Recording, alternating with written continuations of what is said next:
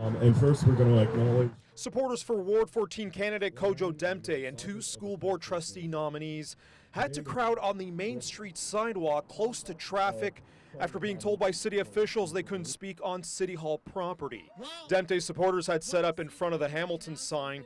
Then he was notified about a policy restricting election-based events on site. We are scratching our heads about what happened, but again, when we read the policy, it says the city clerk's office is responsible for communicating this policy to members of council, staff, candidates, and third party.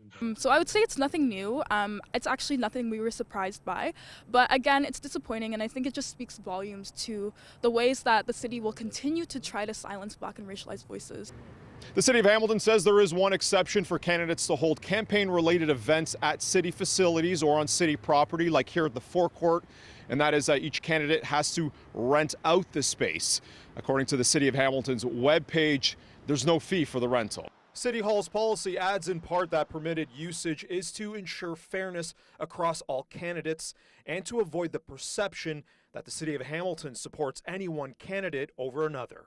However, according to mayoral candidate Keenan Loomis, before he signed and filed his papers, city officials communicated the message differently to him. By Friday, I got a call from the clerk's office saying that, in fact, we can't allow you to bring a camera crew into City Hall. But I clarified, I said, so not in City Hall, which is fine, I understand COVID protocols and all that. But I was very clear, outside the doors, we're good to have a camera crew, we're good to hold our press conference. Absolutely, yes. Loomis says after noticing social media reaction to Dempte's event, he changed course and held his launch off property as well. Politicians have gone in there, filed their papers, come out and had their very first speech or introduction to the voters right in here, right in the forecourt here. So for some reason it changed over the course of the weekend, and this just underscores how much power incumbents are given in this whole system. Nevertheless, Dempte and nominees Sabrina Dahab and Ahona Mehdi held their event.